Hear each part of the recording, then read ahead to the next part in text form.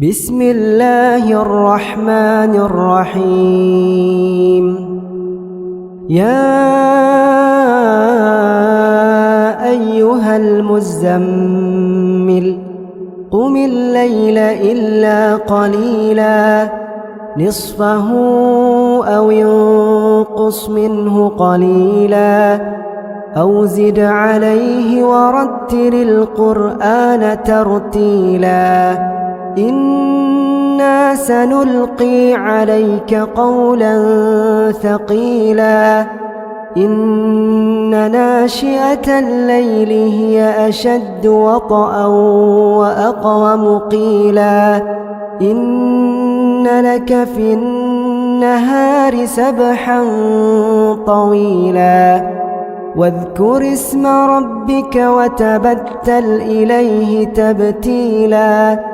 رب المشرق والمغرب لا إله إلا هو فاتخذه وكيلا واصبر على ما يقولون واهجرهم هجرا جميلا وذرني والمكذبين أولي النعمة ومهلهم قليلا إن لدينا أنكالا وجحيما وطعاما ذا غصة وعذابا أليما يوم ترجف الأرض والجبال وكانت الجبال كثيبا مهيلا إنا أرسلنا إليكم رسولا شاهدا عليكم كما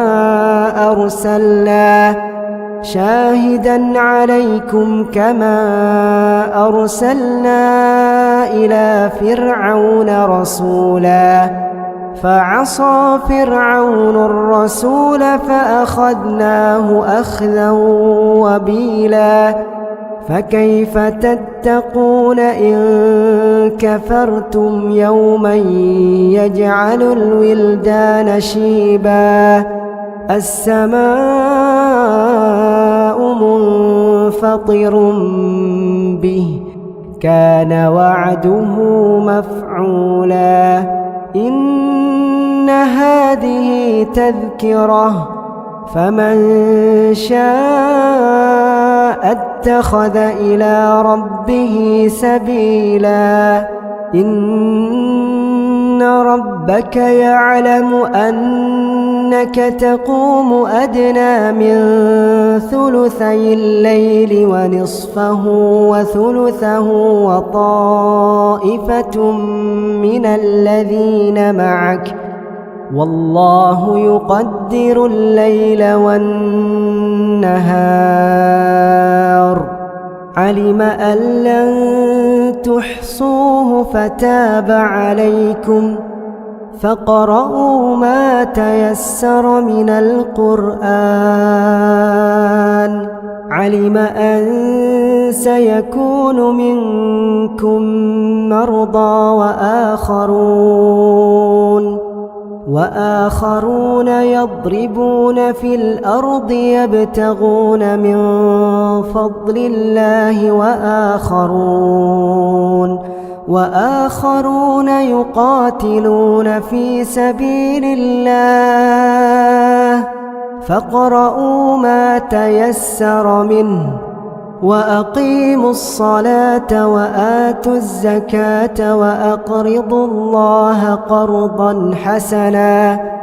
وما تقدموا لأنفسكم من خير تجدوه عند الله هو خيرا وأعظم أجرا واستغفروا الله إن الله غفور رحيم.